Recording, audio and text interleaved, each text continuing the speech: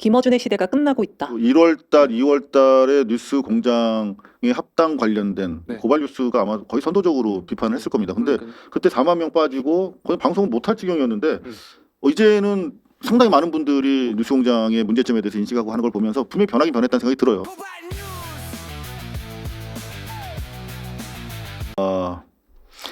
저희가 뭐 공연히 뭐 우려를 이렇게 자극해서 여러분들 신경을 날카롭게 만들어 드린 거 아닌가 하는 생각도 사실 들어요. 근데 이번 전당대회가 너무나 중요하기 때문에 자칫 잘못하면은 대통령 조기 레임덕이 올 수 있는 진짜 헌정사상 처음 1년 만에 레임덕 오는 그런 상황이 될 수 있기 때문에 작은 우리가 부분이라도 챙겨야 되는데 1인 1표제가 무리하게 작전하듯이 이렇게 진행되고 최소한의 보안 조치마저도 마치 1인 1표제 자체를 건드려서 형해화시키려고 하는 것처럼 몰아가기 때문에 이게 뭐가 있는 거 아니냐. 그러면 지난번에 보니까 한 50만 명 정도의 권리당원만 조작해도 이게 충분히 뭐 조작이란 말은 죄송합니다. 동원하더라도 충분히 가능하다는 승리의 교훈이 있잖아. 정청래 팀은. 그래서 그런 것들이 뭔가 좀 모종이 진행되는 거 아닌가. 자, 그렇다면 이제 우리가 제기해야 될 게 어떤 그 플랫폼을 통해서 동원할 것인가. 여태까지 뉴스공장 매불쇼였잖아요. 자, 일단은 털이라고 썼네요. 죄송합니다. 김어준이 얼마나 뉴스공장을 통해서 작동할 것인가에 대해서 분석들이 나오고 있습니다. 중앙경향. 엄석대 제사장 김어준의 시대가 끝나고 있다. 선악 구분하고 좌표 찍고 해석 권력 독점한 제사장으로 활동. 이재명, 문재인, 우찬, 문조털레위에서 앞글자 빠지는 결과. 누가 한 말인가 봤더니 이석현 평론가가 한 아이고. 말이네요. 네, 제가 UC 버클리에서 학생들 가르칠 때 영향을 많이 받았네요. 정치학과 다니던 학생입니다. 15년 전의 이야기네요. 자, 이거 어떻게 평가하세요, 하원기 소장님은? 저는 뭐 그 김어준 씨의 시대로 국한되는 게 아니라 정직하게 얘기하면은 지난 10년 가까이 평론이란 것이 영향력을 과도하게 행사하고 있었다고 생각합니다.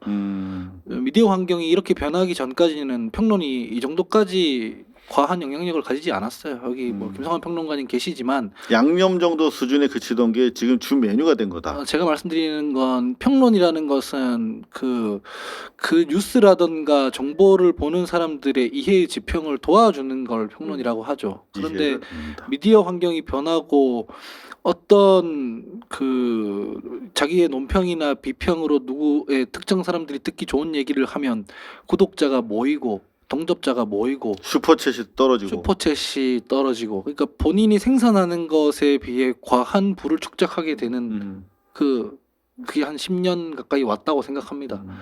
그래서 어떻게 하냐면은 실제로 사람들의 이해를 도와주는 형식의 비평이 있는 게 아니라 각자 플레이어가 돼서 정치 활동을 하거나 아니면 거짓말을 하거나 아니면은 뭐 카더라를 막 얘기하기 시작해요. 가령 뭐 뉴스 하면서도 A급 평론가라고 하는 분들이 그런 얘기 많이 하거든요.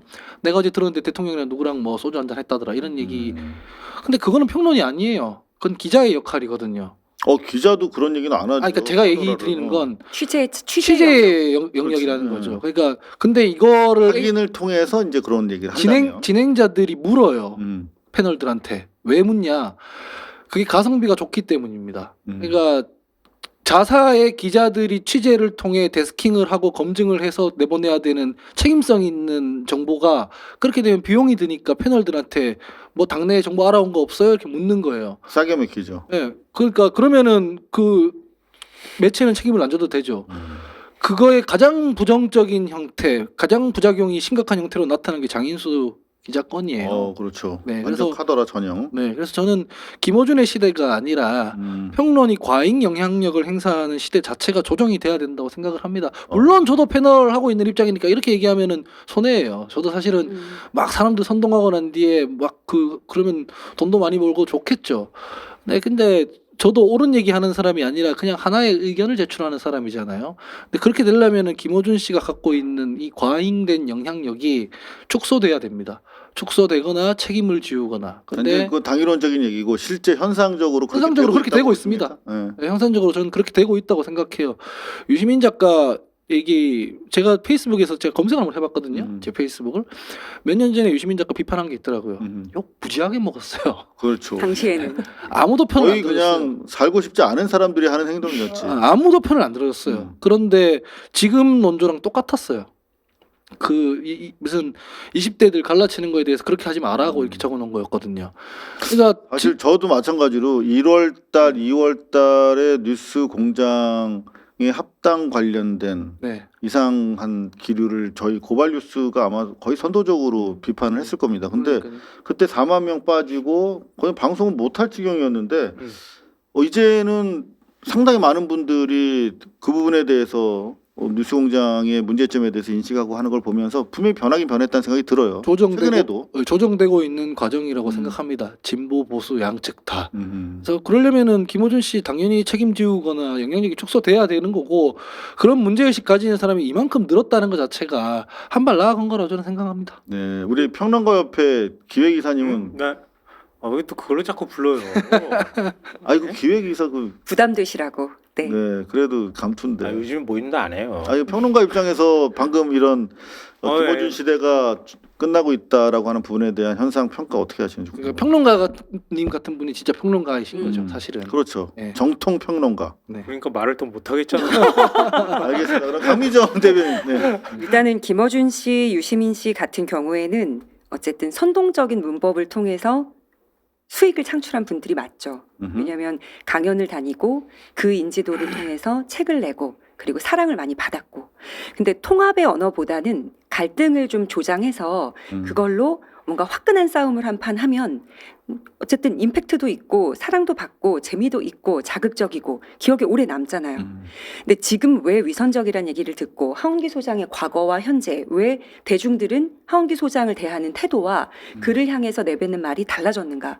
이상호 기자님을 통해서 혹은 김용민 목사님을 통해서도 왜 이렇게 죽일 듯이 저 음모론자 저렇게 같은 당 친구 동지를 다 까다니 이런 평가에서 지금은 많이 달라졌다는 거죠. 계속 같은 자리를 지키고 있었던 사람들은 그만큼 내 소모 에너지부터 다 피해도 커진 거란 말이에요.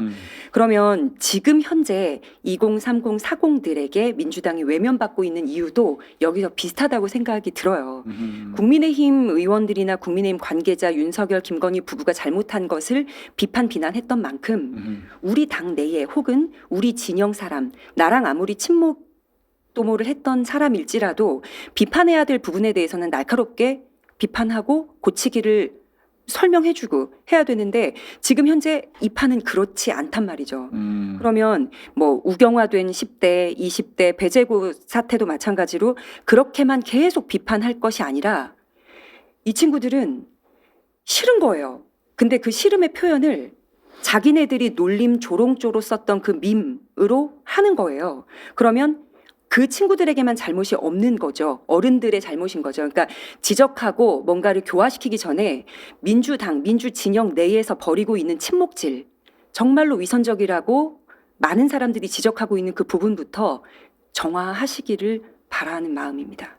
그거 없이 어떻게 가요? 그러니까 사랑받았던 사람들이 있잖아요. 근데 계속 비판의 목소리 이거 고쳤으면 좋겠다라고 지적하는 분들은 과거에는 질타받았지만 지금은 지지받잖아요. 그러니까 계속 한 곳을 지키고 있는 어른들도 필요하지만 내가 침묵질을 했던 사람들한테도 쓴소리를 할 수 있는 어른도 필요하다. 지금이라도 돌아오셔라. 그래야 그 친구들을 향해서도 비난의 목소리 혹은 교화의 목소리를 낼 수 있는 거다. 이런 말씀 드립니다. 김진애 박사님 같은 분이 그런 분 같아요. 유시민 전 장관을 그나마 그래도 지난 20여 년 동안 이렇게 봐오는 거 아무리 따져도 이거는 용납할 수가 없다. 그러니까 몇 가지입니다. 그러니까 이거는 싸움을 붙이겠다. 그렇죠. 방금 강미정 그러니까 대변인께서 극한으로 말씀하신 내용. 몰아붙이겠다. 본인이 나는 참전에 제일 앞에 쓸 각오가 돼 있다. 이거를 완전히 보여주는 워딩이었거든요. 그거 하면서 사실은 그 멸칭보다 더한 촉법이니 용역이니 이런 말들이 정말 안 좋은 거거든요. 그 ABC론도 그러니까 갑자기 비동형 되고 막 그랬잖아. 용역평론가 되고 막 그러니까 사람을 비하하고 그걸 통해서 편을 가르고 그걸 통해서 자기네들을 이렇게 끌어당기려고 하는